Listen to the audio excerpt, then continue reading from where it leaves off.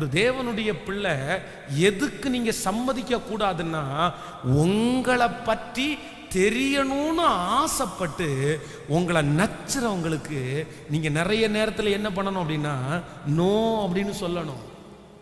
பக்கத்தில் இருக்கிற கையை பிடிச்சி சொல்லுங்க, உங்களை பற்றி யாரும் தெரிஞ்சு உங்களுக்கு ஒன்றும் அவார்டு ஒன்றும் கொடுக்க போறதில்லை. சொல்லுங்க எல்லாருமே, ஏதோ அவார்டு கொடுக்க போறாங்களா? இல்லைன்னா உங்களுக்கு கடன் எவ்வளோ இருக்குன்னு தெரிஞ்ச உடனே அவங்க சொத்தை விட்டு கடன் அடைச்சிட போறாங்களா? இல்லை உங்க வீட்டில் பிரச்சனை நடந்து சண்டை போட்டீங்கன்னு உடனே நாளைக்கு வந்து உங்க குடும்பத்தை ஒன்று சேர்க்க போறாங்களா? அவசியம் இல்லை. கவனிங்க, சிலர் என்ன பண்ணுவாங்க அப்படின்னா, இந்த உலகத்தில் இருக்கிறவங்க உங்கள்கிட்ட இருக்கிறத, உங்களுடைய வாழ்க்கையில நடக்கிறத எப்படியாவது தெரிஞ்சுக்கணும்னு ஆசைப்படுவாங்க. என்ன உன் வீக்னஸ் என்ன? கவனிங்க, ரொம்ப கவனமாக கவனிக்கணும். ஒரு நம்முடைய சர்ச்சில் இருந்து ஒரு வாலிப தங்கச்சி வந்து ஒரு காலேஜ், அந்த காலேஜினுடைய பேர் சொன்னால் உங்களுக்கு தெரியும். சரி வேண்டாம், அந்த காலேஜுக்கு அந்த பிள்ளைய வந்து சேர்த்து விடுறோம். அப்போ அந்த காலேஜில் ஒரு ஒரு டீச்சர் ஒருத்தர் இருக்கிறாரு, ஒரு கிறிஸ்டியன் டீச்சர், ஒரு கிறிஸ்டியன் வாத்தியார். அப்போது அந்த அந்த அந்த காலேஜுக்குள்ளே போகிறாரு.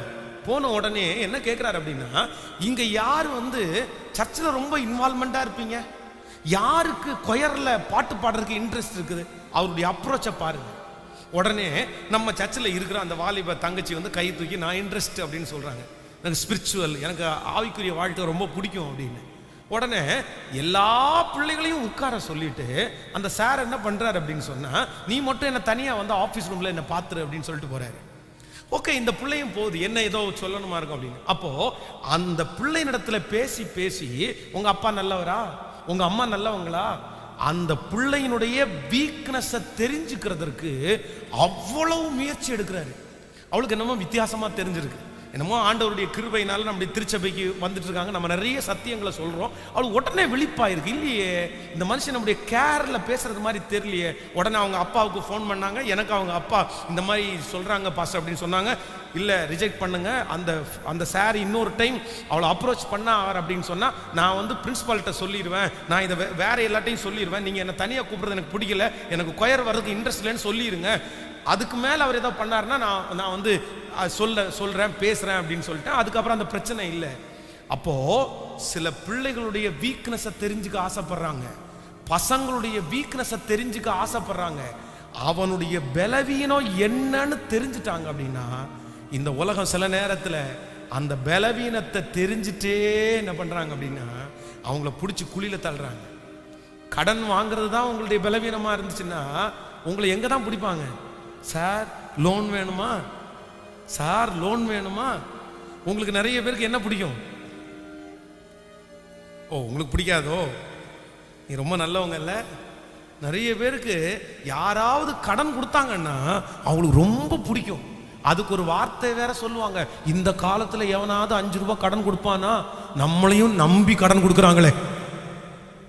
யாரையும் அவங்க உங்களை நம்பல, அவங்க உங்களை நம்பல, அவங்க உங்களை எங்க தள்ளுறாங்க தெரியுமா? உங்களுடையது எல்லாவற்றையும் உறிஞ்சிட்டு, அதுவும் இந்த டெய்லி வேலைக்கு போறாங்க பாருங்க, அவங்களுக்கு கடன் ஈஸியா கிடைக்காது. ஆனா இந்த கவர்மெண்ட் ஜாப்ல இருக்காங்க பாருங்க, அவங்களுக்கு கண்டிப்பா கடன் கிடைக்கும். ஏன் அப்படின்னா, சம்பளம் வந்தா அது உனக்கு வராது, ஏன் லோனுக்கு, ஏன் பேங்க்குக்கு வந்துடும். அப்போ ரொம்ப கவனமா இருக்க வேண்டியது. ரெண்டாவது, நீ சம்மதியாதே. என்னை பற்றி தெரிந்து கொள்ள யார் ஆசைப்பட்டாலும் என்ன பண்ணக்கூடாதாமா? தேவனுடைய பிள்ளை இல்லை, என்னை பற்றி நீ ஒன்றும் தெரிஞ்சுக்க வேண்டிய அவசியம், என் குடும்பத்தை பற்றி நீ தெரிஞ்சுக்க வேண்டிய அவசியம், என் பலவீனமும் என் பலனும் உனக்கு தெரிஞ்சு ஒன்றும் ஆக போறது. ஆமேன்னு சொல்லுங்க பார்க்கலாம்.